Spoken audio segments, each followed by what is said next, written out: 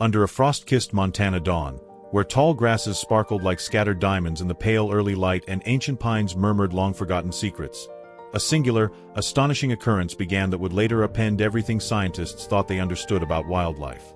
At 73 years old, Daphne Hankins had devoted her entire life to rescuing wildcats. Yet nothing in her long, dedicated career had prepared her for the night when a mysterious visitor appeared at her window. This visitor, a rare and elusive bobcat renowned for its fierce independence, had inexplicably sought out human contact. Questions immediately arose. Why would a wild creature, so used to solitary roaming and self-reliance, return after years wandering the untamed wilderness? What secret bond could possibly link this solitary predator to an aging woman living alone at the very edge of the forest? As later revealed by careful scientific inquiry and heartfelt reminiscences, the truth behind their extraordinary connection shattered conventional wisdom and opened a window into an unseen realm, a hidden world where compassion, memory, and nature intertwined in ways no one could have ever imagined. The narrative begins on a Montana morning that broke clear and crisp, with delicate frost glittering on the tall grasses surrounding the High Ridge Wildlife Sanctuary. Daphne Hankins, her gait measured and dignified despite the weight of her years, wrapped herself in a heavy wool coat to ward off the biting cold. For the past 22 years, she had meticulously walked the sanctuary's perimeter, checking each fence and surveying the landscape that had become the living canvas of her life's work. Before setting out on her routine, she had received a familiar phone call. "Coffee's ready when you get back," said Miguel, her assistant of 15 years. Although his official title was veterinary technician, Miguel had grown into so much more, a trusted friend and a steady right hand, especially as the demands of age made many tasks increasingly challenging. Without turning around, Daphne raised her walking stick in silent acknowledgement. She cherished these early solitary walks, finding solace in the stillness of dawn before the day's responsibilities began. High Ridge Wildlife Sanctuary was home to 12 permanent residents: bobcats, lynxes, and the occasional mountain lion rescued from dangerous circumstances, and it temporarily sheltered another 8 to 10 animals at various stages of rehabilitation. As the sun rose higher in the sky, casting long, delicate shadows among the stately ponderosa pines, Daphne's familiar path led her toward a clearing that offered an expansive view of the valley below. Her breath, visible in the frigid air, mingled with the gentle mists rising from the dew-laden ground, and before her eyes unfolded a sweeping vista of 500 acres of protected wilderness. This vast tract of land, a natural buffer against the relentless encroachment of urban development from the outskirts of Bozeman, was framed in the distance by the rugged, timeless profiles of the Bridger Mountains, their peaks still dusted with snow even as the promise of spring tentatively emerged. In that quiet moment, memories flowed as naturally as a slow, steady stream. Daphne recalled her very first encounter with wildcats, a childhood trip to a small zoo near Bozeman when she was merely 8 years old. It was there that her eyes had met those of a bobcat for the first time, igniting within her an unexplainable spark that would forever define her destiny. Later in life, at the age of 22, Daphne had defied her parents' wishes by declining a prestigious scholarship to Johns Hopkins Medical School. Instead, she followed her heart, choosing to dedicate herself to wildlife conservation. At a conservation conference in Denver, she met David Black, a man whose passion for wildcats rivaled her own. David once remarked, "When you see her lost in thought among the pines, you know that the wild has claimed her heart," words that Daphne would hold dear even as fate prepared to deal her a devastating blow. For 17 years, David had been not only her partner in life but also her closest collaborator in the mission of protecting wildlife. Their shared dream was abruptly interrupted by a tragic accident on a treacherous mountain road, where black ice and a faulty guardrail stole David away in a swift, merciless moment. The aftermath of his untimely death left Daphne grappling with profound loss and questioning the very purpose of her work. Yet, the animals under her care had needed her, and in their gradual healing, she discovered that while David's absence would forever cast a long shadow over her heart, his memory provided the strength to carry on. In his honor, Daphne had established High Ridge as a non-profit sanctuary dedicated primarily to bobcats and other native Montana wildcats, a living tribute to their shared passion. One memory, in particular, was etched deeply into her soul, the recollection of C.A., a tiny bobcat kitten rescued 15 years ago. This memory would soon reveal itself as far more than a mere story of rescue. A logging crew, while working in a remote part of the forest, had discovered the nearly starved kitten abandoned in a hollow tree. Immediately, they contacted the sanctuary, and the frail, hissing bundle of spotted fur was brought into Daphne's care. Daphne recalled that moment with crystalline clarity. "He's so small," she had whispered, as David gently cradled the vulnerable creature in his gloved hands. The kitten's eyes, an intense blue-gray, shimmered with both despair and a fierce determination to live. David, stroking the kitten's tiny head with tender care, had murmured, "See how he still has spirit?" In that instant, they named the kitten Ca, a nod to the Swahili word for fierce.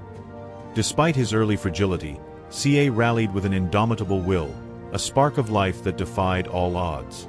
Unlike most rehabilitated bobcats, which typically retained an innate wariness of human contact, Ca developed an unusual, almost mysterious connection with Daphne. He never behaved as a pet would. He did not seek cuddles or overt comfort. Instead, his intense, measured gaze seemed to imprint itself upon her very soul. At one point, Miguel had suggested that perhaps Ca was imprinted on Daphne, but she had quickly dismissed that notion with a gentle shake of her head. "No," she had insisted. "He's simply very observant. There is nothing more to it." And indeed, as Ca grew older, he retained his wild nature. He hissed when anyone came too near and hunted with a precision and grace one would expect from a creature born for the wilderness. Still, there was an unmistakable quality in his eyes, a quiet, almost human awareness that set him apart. His focus on Daphne was unlike that of any other animal under her care, a peculiar intensity that neither time nor careful rehabilitation could erase. That morning passed in a comforting, familiar rhythm. As the sun climbed ever higher, Miguel's gentle voice broke the quiet with a comment about the weather. "Did you see the report? They're predicting snow by tonight." Daphne, always attuned to both the rhythms of nature and her own body, replied with a wry smile. "My hip's been telling me the same thing," and reminded him to ensure that the generator was fully fueled, just in case.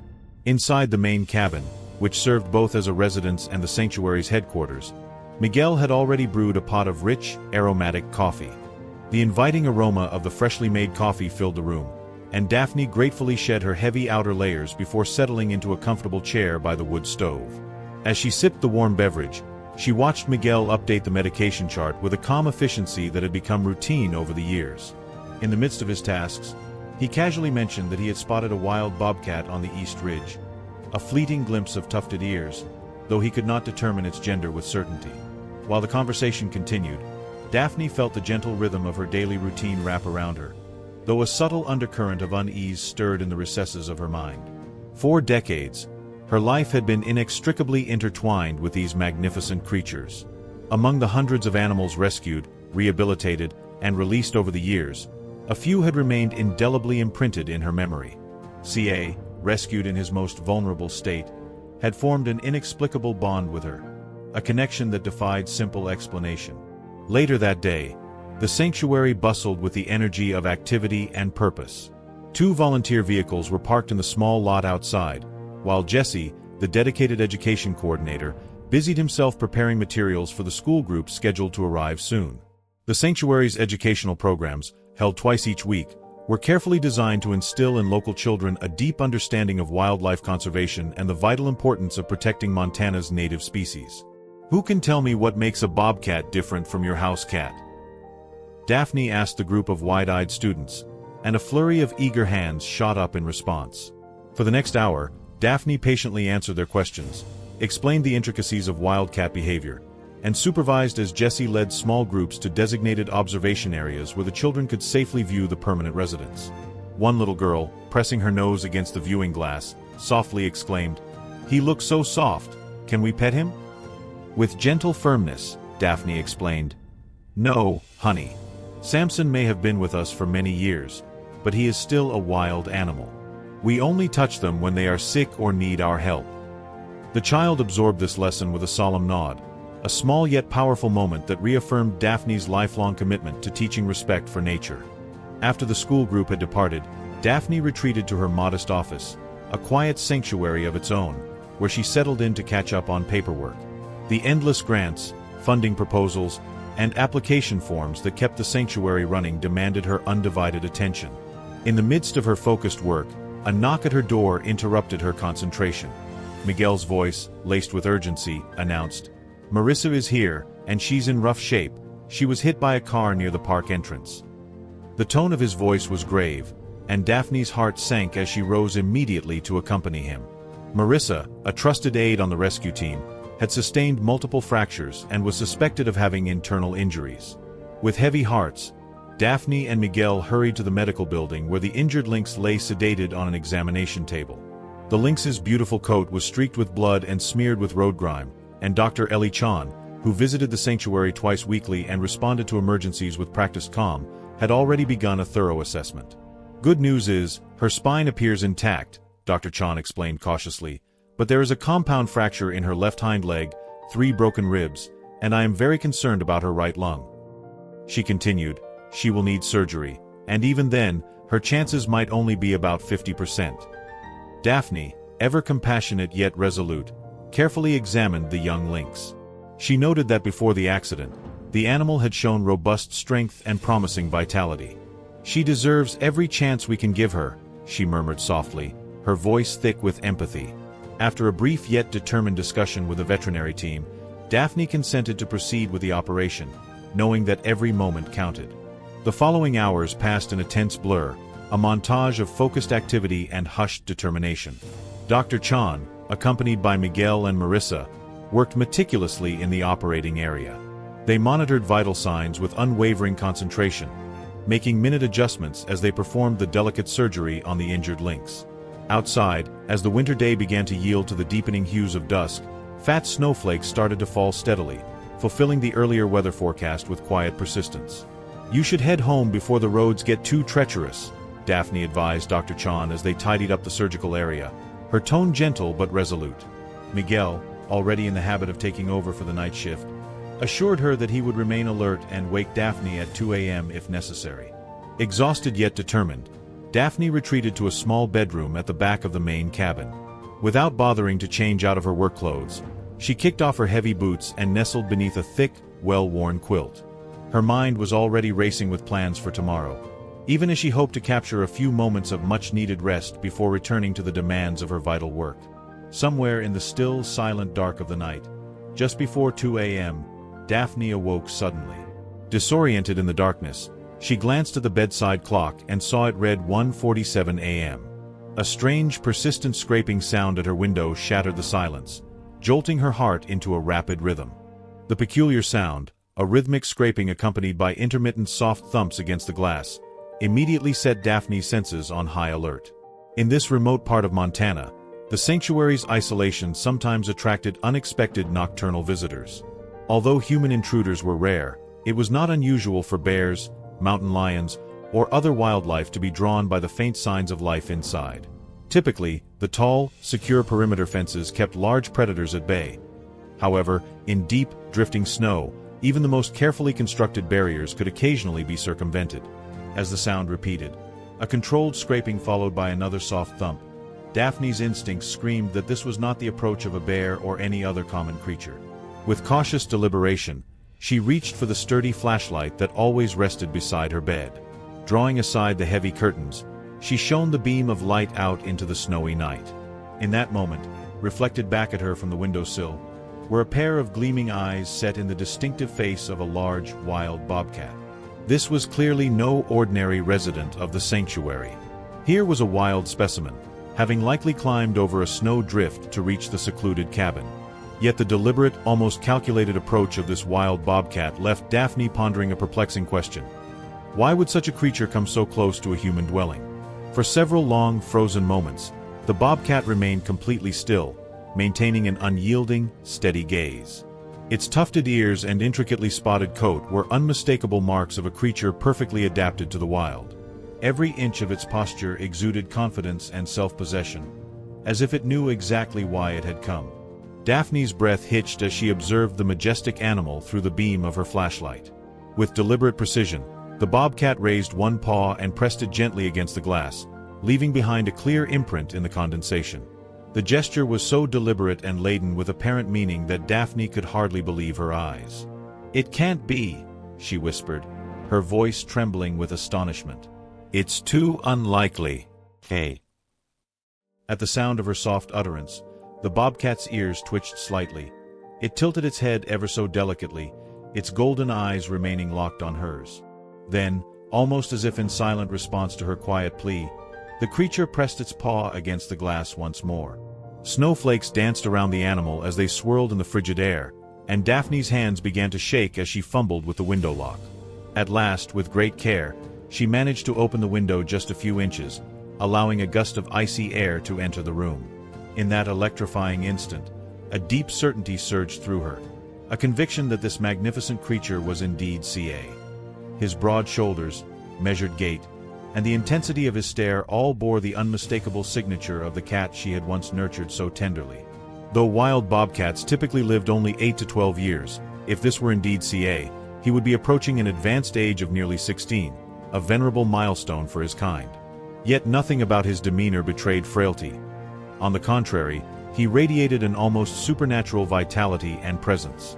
Frozen in awe, Daphne continued to watch as CA, embodying both her past triumphs and the tender sorrows of their shared history, slowly lowered himself onto the narrow windowsill.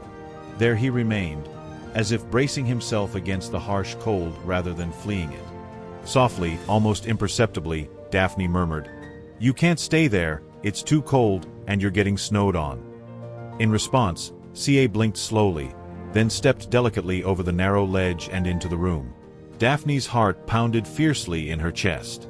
Every instinct honed by decades of working with wild animals warned her that this closeness was dangerous and that it defied every protocol she had ever set.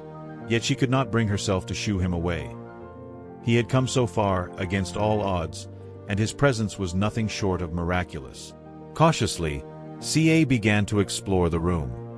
His keen nose twitched as he absorbed the unfamiliar scents, and his measured, deliberate movements betrayed neither aggression nor fear, only a quiet, insistent curiosity. Slowly, he circled the room, his eyes scanning every detail before pausing in front of a framed photograph resting on Daphne's dresser. In the photograph, Daphne and David were captured smiling proudly during the early days of CA's rehabilitation, with the young bobcat subtly visible in the background. "You remember him, don't you?" Daphne whispered, her voice trembling with a mixture of wonder and nostalgia. CA's gaze shifted to the image, and in a moment that seemed to stretch time itself, he stepped forward. For a heartbeat or less, he pressed his forehead gently against Daphne's outstretched hand, a fleeting, almost ethereal touch that shattered years of suppressed emotion in a single instant. Overwhelmed by the sudden rush of feelings, Daphne sank slowly to her knees on the cool wooden floor. CA, ever watchful and respectful, maintained a careful distance, his eyes conveying an ineffable understanding that transcended words. Though his expression did not betray human empathy, the silent acknowledgement between them was profound. After several long, lingering minutes, each one a testament to a bond that defied the natural order, CA turned and, with graceful agility, leapt lightly back onto the windowsill. He gazed out into the snowy night as if to signal that it was time to depart. With a trembling voice, Daphne managed to murmur, "Thank you for coming back," her words heavy with emotion and gratitude. "I've always wondered if you were all right out there." CA paused for one final poignant moment, his eyes meeting hers in a silent, wordless farewell, before he gracefully jumped from the sill and vanished into the enveloping darkness of the forest. When daylight finally arrived the next morning, Daphne recounted the surreal, almost dreamlike encounter to Miguel, half expecting him to dismiss it as a figment of her imagination. Yet the evidence was undeniable. The clear bobcat paw print remained on the window glass, and fresh tracks in the snow clearly mapped out his deliberate journey from the forest edge to the cabin and back again. Miguel, examining the tracks with quiet awe, admitted, "It's incredible, but not impossible. Bobcats are fiercely territorial. They often roam the same grounds year after year." Although the explanation might have suggested that CA had simply been living nearby all along, the extraordinary nature of his deliberate approach, the willingness to come so very near, filled Daphne with wonder. In all her decades of rescuing and rehabilitating wildcats, she had never witnessed behavior so profoundly atypical, a behavior that defied natural instincts and beckoned with an almost mystical quality. As winter gradually yielded to the tender promise of spring, that remarkable encounter rekindled a long-dormant spark within Daphne. The persistent ache in her hip seemed to fade into the background, replaced by renewed purpose, boundless compassion, and a reinvigorated commitment to the sanctuary's mission. Every time she caught a glimpse of a bobcat at the edge of the underbrush, or heard a soft, distant call on a quiet morning, she was reminded that the legacy of kindness and the deep bond forged with these wild creatures would endure indefinitely. Thus, even as the seasons changed and the sanctuary continued its quiet mission on the outskirts of the forest, Daphne carried within her a profound sense of fulfillment. In every rescued animal, every shared moment of understanding, and every silent exchange between the wild and the human, she knew that she had played a small part in a much larger tapestry. A tapestry woven from compassion, memory, and the untamed spirit of the wilderness. And every time the soft echo of a bobcat's call drifted on the cool mountain air, Daphne understood that the wild, with all its mystery and magic, would always remember her gentle care.